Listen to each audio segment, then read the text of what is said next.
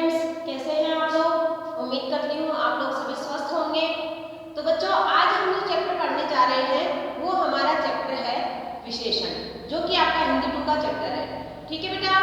तो ये चैप्टर है बेटा, ये हर क्लास में जैसे एक जैसा ही रहता है, लेकिन बस केवल परिभाषाएं, उदाहरण, जो भी एग्जाम्पल वगैरह होते हैं उनका थोड़ा बहुत चेंज होता है। बाकी हमारे जो चैप्टर हैं वो सभी में कॉमन रहते हैं। ओके, तो आज हम जो चैप्टर पढ़ने जा रहे हैं विशेषण, ये भी हमारे 6th, 7th, 8th तीनों क्लासों में एक ही चैप्टर है, कॉमन चैप्टर है। ओके, तो मैंने जो वीडियो बनाई है, जो बनाने जा रही हूँ अभी, वो आपके तीनों क्लासों में एक ही प्रकार की वीडियो आएगी, क्योंकि हमारे जो परिभाषा है वो भी एक है, इसके पार्ट है वो भी एक है, और केवल जो एग्जाम्पल है वो थोड़े बहुत चेंज है। तो इतना तो बेटा आपको भी सीखने की जरूरत है कि हमें कभी भी रटी रटाई चीज अपनी बुक की नहीं करनी चाहिए। हमें मतलब हमें तो केवल उस चीज के बारे में जानना है ना, वो चीज कहाँ से है, कौन सी बुक से है, उस चीज का हमें इतना वो नहीं होना चाहिए। क्योंकि जैसे कई बार क्या होता है कि आगे आगे जैसे जैसे आपकी जो पढ़ाई है वो बढ़ती जाएगी, तो आप पता नहीं कहाँ कहाँ से जो शिक्षा है वो लोगे, और अलग अलग बुकों से हमें हर चीज की तैयारी करनी पड़ती है। तो हमें क्या होता है कि हमें किसी भी चीज को रटना नहीं चाहिए, है ना। बस हमें केवल उसका मतलब समझ में आना चाहिए कि हमारी मैम हमें क्या समझा रही है। और हमें कभी भी एग्जाम में भी जरूरी नहीं है कि आप रटा रटाया लिखो, नहीं, जो समझाया है वही आपको लिखना चाहिए। ओके, तो मैंने ये बात आपको इसलिए बताई है बेटा, क्योंकि आप कंफ्यूज ना हो कि भाई 6th क्लास के बच्चे सोचें कि ये तो हमारी बुक में है ही नहीं, लेकिन ये आपकी बुक में है। मैंने बार बार मैं वापस ये कह रही हूँ कि आपके केवल और केवल लैंग्वेज का फर्क है और कुछ भी नहीं है। ओके, तो आप इस चैप्टर को अच्छे से समझिए, ठीक है। और अगर इसमें कोई दिक्कत आती है तो मैं आपको गूगल मीट में समझा दूंगी। ओके, तो हम हमारा चैप्टर शुरू करते हैं। तो आप लोग सब अपनी बुक निकाल लीजिए, अपनी अपनी बुक निकाल लीजिए। ओके, तो जहाँ पर जिस प्रकार मैं समझा रही हूँ आप उसको ध्यान से समझिए। तो आज हम बात करेंगे विशेषण के बारे में। जैसे देखिए, मैं एक पैराग्राफ पढ़ रही हूँ, आपको जिसकी बुक में है वो देख लेना, और जिसकी बुक में नहीं है वो आप उसको ध्यान से ओरल सुनिए। ओके, जैसे देखिए, शालू को कविता लिखने का बहुत शौक है। वह कविता बनाकर अपने दोस्तों को ईमेल करती है। आप भी उसकी लिखी कविता को पढ़िए। नीले नीले अंबर में काले काले बादल घुमड़ घुमड़ कर आए, ठंडी ठंडी हवा भी साथ में लाए। देख सुहाने मौसम को मोर निकल कर आए। कुछ कुछ बच्चे लगे झूमने, कुछ मचाए, कुछ बच्चे शोर मचाए। रंग बिरंगे फूल पत्तियां झूम झूम लहराए। तो अभी हमने देखा, जैसे मैंने ये कविता पढ़ी है, इस कविता में कुछ अलग अलग रंगीन शब्द दिए हुए हैं। कौन कौन से? जैसे नीले नीले, काले काले, ठंडी ठंडी, सुहाने, कुछ कुछ कुछ, और रंग बिरंगे, अंबर, बादल, हवा, मौसम, बच्चे। ओके, तो ये जो रंगीन शब्द दिए गए हैं ये बेटा विशेषण कहलाते हैं। क्या कहलाते हैं? विशेषण। क्योंकि ये हर एक शब्द किसी ना किसी की विशेषता हमें बता रहा है। ओके, तो हम कह सकते हैं, जैसे देखिए हम कह सकते हैं कि संज्ञा या सर्वनाम शब्दों की विशेषता बताने वाले शब्दों को विशेषण कहते हैं। संज्ञा या सर्वनाम शब्दों की विशेषता बताने वाले शब्दों को विशेषण कहते हैं। ओके, तो संज्ञा तो आप जानते ही हो, ठीक है, और सर्वनाम भी आप जानते हो, ठीक है। तो अब हम देखते हैं, अब इसमें कुछ ये तो हमने जान लिया कि विशेषण क्या होता है। अब विशेषण के बाद एक चीज और होती है, तो क्या होता है विशेष्य, ठीक है। जैसे थोड़ा सा मैं उसके बारे में आपको बता दूं। विशेषण शब्द जिन शब्दों की विशेषता बताते हैं, विशेषण शब्द जिन शब्दों की विशेषता बताते हैं उन्हें विशेष्य कहते हैं। जैसे देखो, राधा सुंदर और बुद्धिमान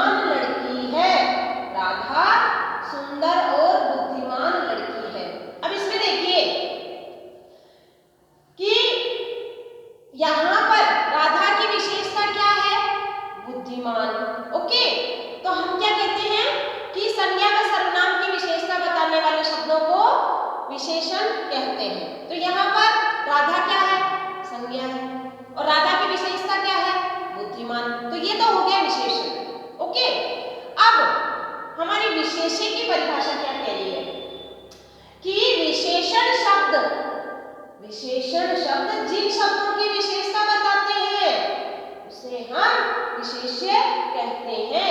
तो यहाँ पर राधा की विशेषता तो है वो बुद्धिमान है, लेकिन बुद्धिमान कौन है?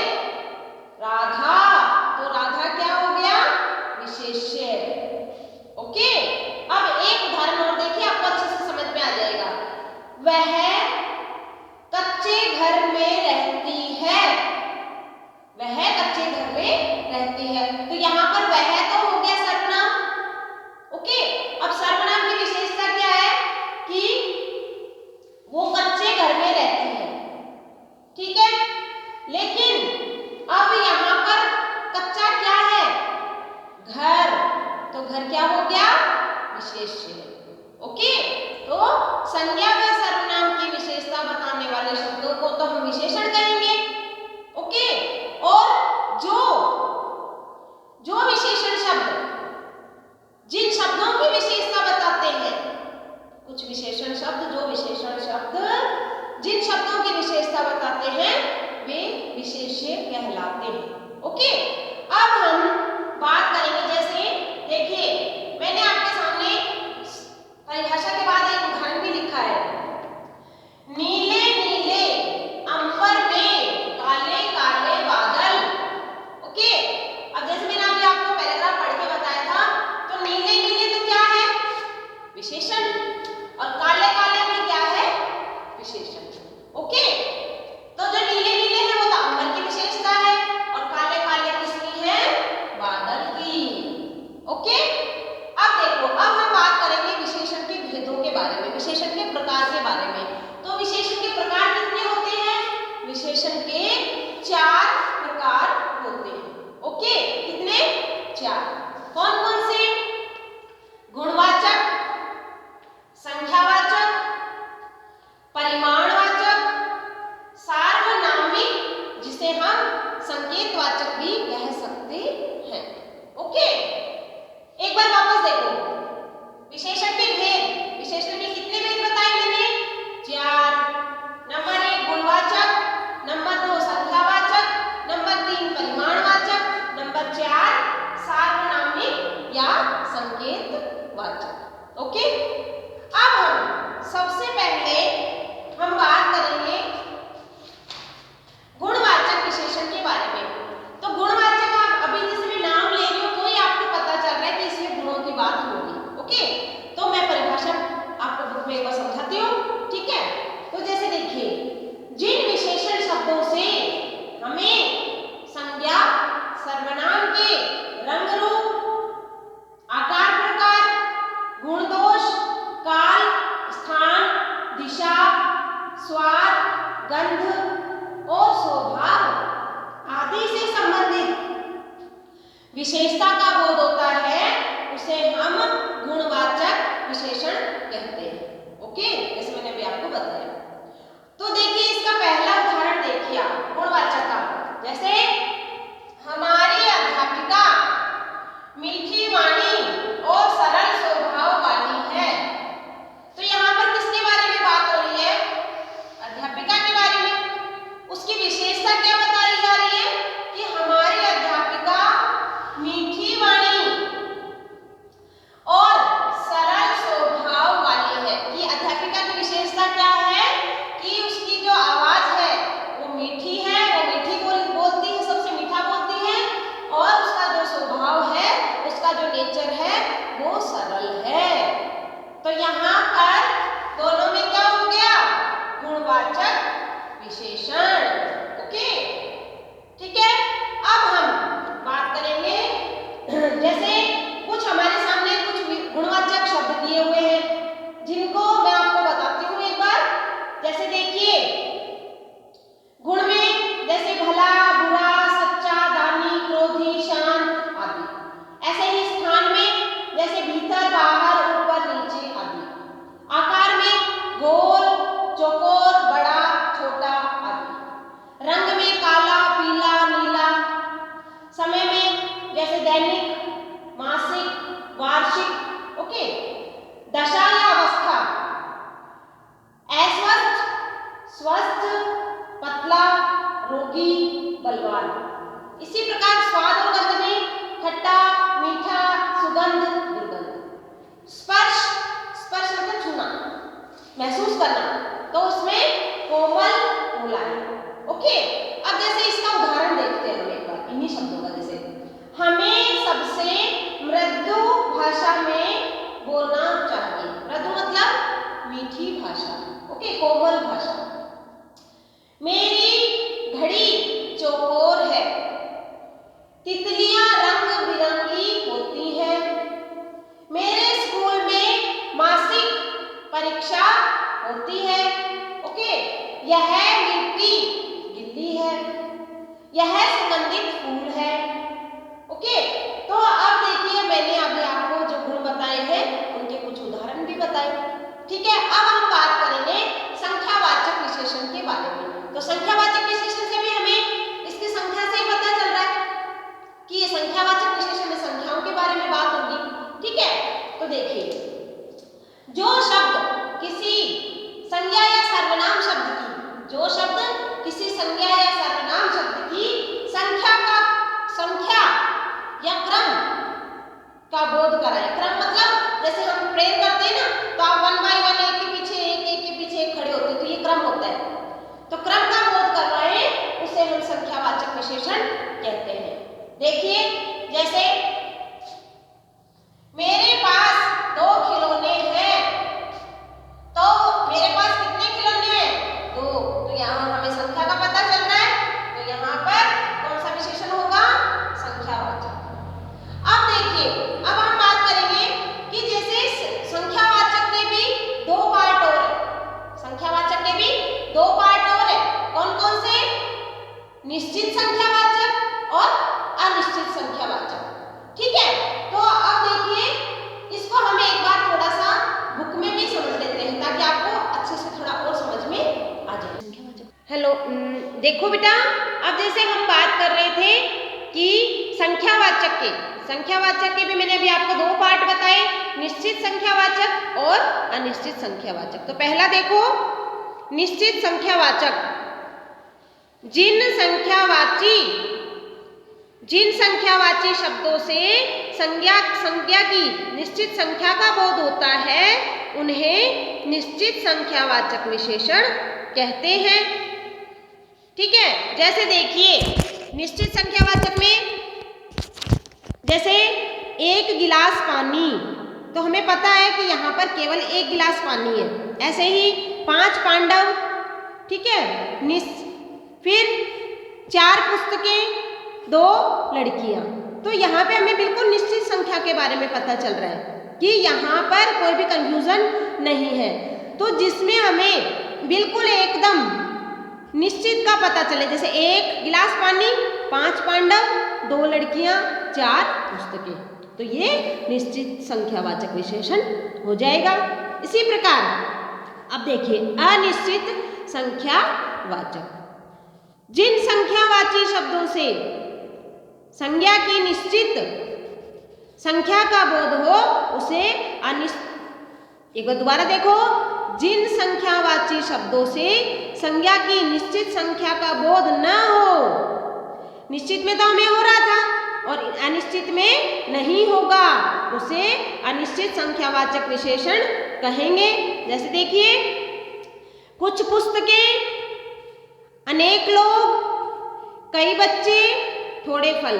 तो यहाँ पर हमें पता तो चल रहा है, लेकिन किसी भी चीज के बारे में हमें पक्का अच्छे से नहीं पता चल रहा है। जैसे कुछ पुस्तकें तो हैं, लेकिन कितनी पुस्तकें हैं हमें नहीं पता है। अनेक लोग हैं, संख्या में कितने लोग हैं हमें नहीं पता। इसी प्रकार थोड़े फल हैं, क्या पता कितने फल हैं।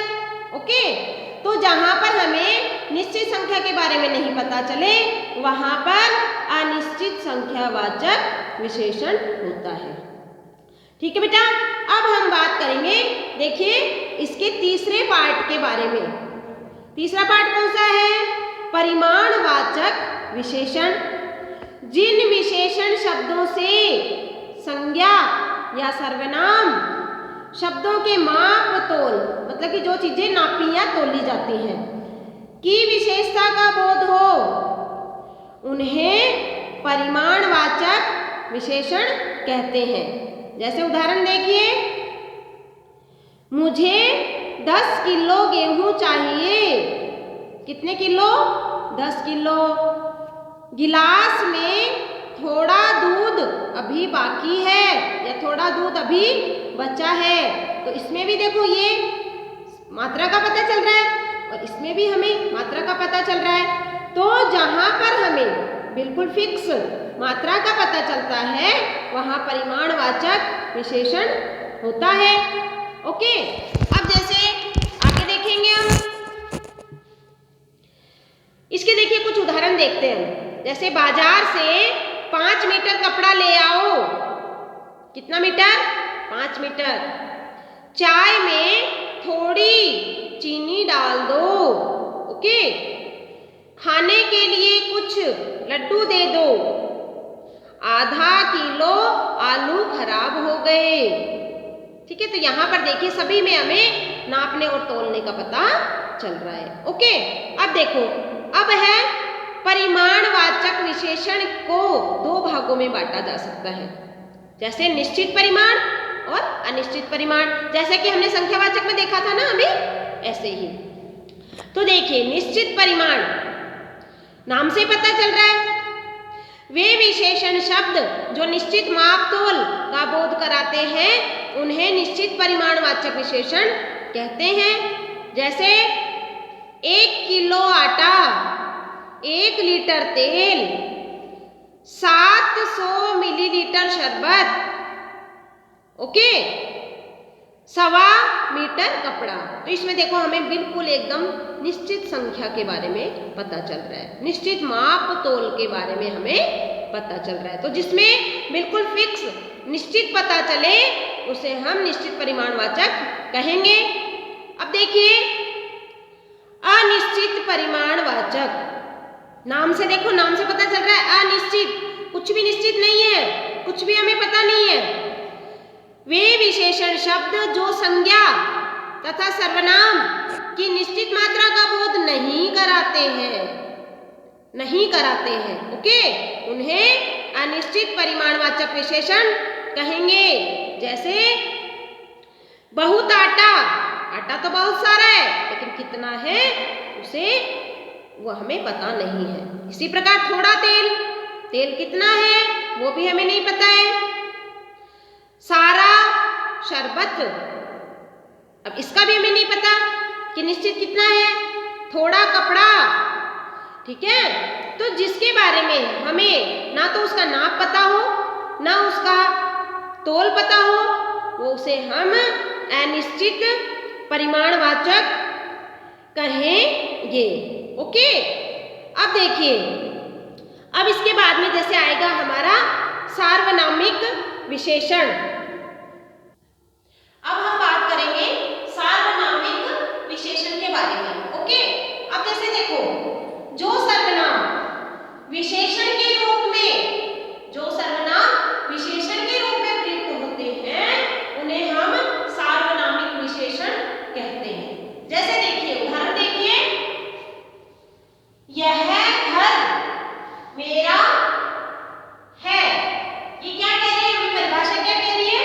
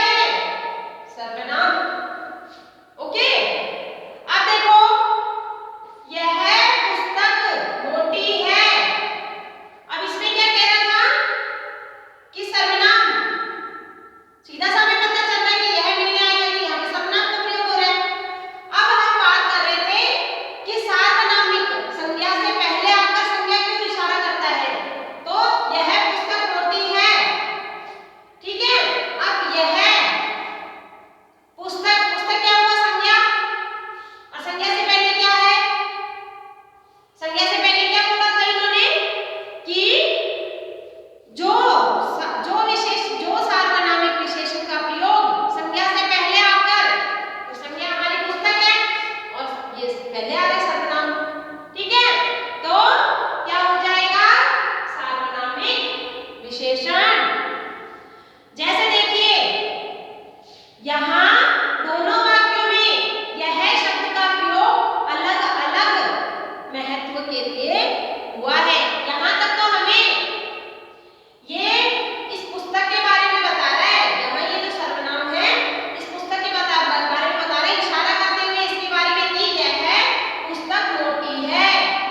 तो यहाँ सर्वनाम का प्रयोग किसी चीज को बताने के लिए किया गया है। ओके, और यह सर्वनाम का प्रयोग यहाँ पर हम जब नॉर्मल बात करते हैं कि यह मिलने आई है। ओके, अब हम जैसे मैं अभी आपको कुछ बताती हूँ प्रविशेषण के बारे में। जो शब्द विशेषण शब्दों की विशेषता बताते हैं उसे प्रविशेषण कहते हैं। जैसे देखिए यह पर्वतमाला में, इस पर्वतमाला में बहुत ऊंचे ऊंचे पहाड़ हैं।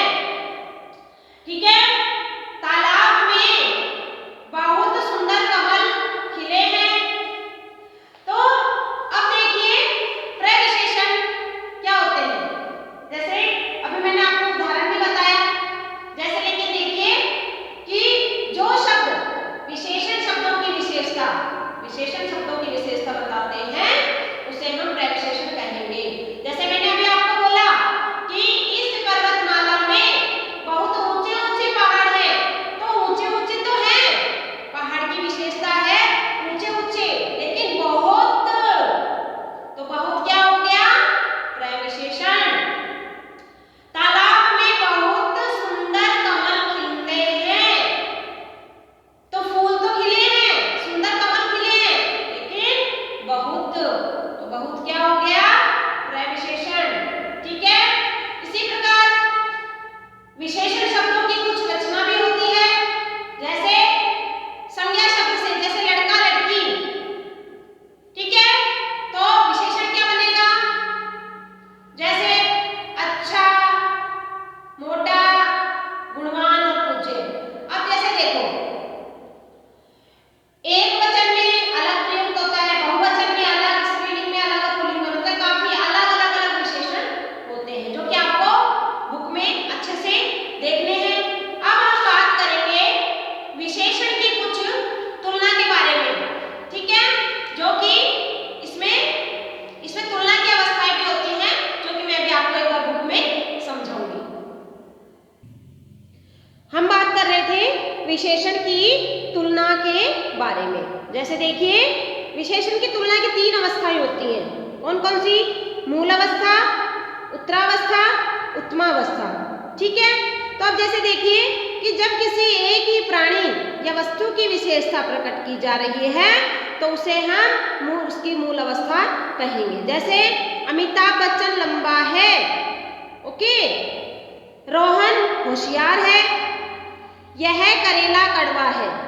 ठीक है, तो यहाँ पर केवल एक ही प्राणी और एक ही वस्तु की बात विशेषता प्रकट की जा रही है। ओके, अब देखो उत्तरावस्था, जहाँ 2 व्यक्तियों और वस्तुओं या स्थानों की आपस में तुलना की जाए, 2 व्यक्तियों या वस्तुओं की आपस में तुलना की जाए, वहाँ उत्तरावस्था होती है। जैसे मेरा भाई तुम्हारे भाई से काफी छोटा है।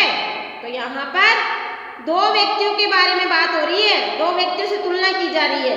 ठीक है, जहाँ पर 2 की आपस में तुलना की जाए वहाँ उत्तरावस्था होती है। ठीक है, अब देखिए उत्तमावस्था।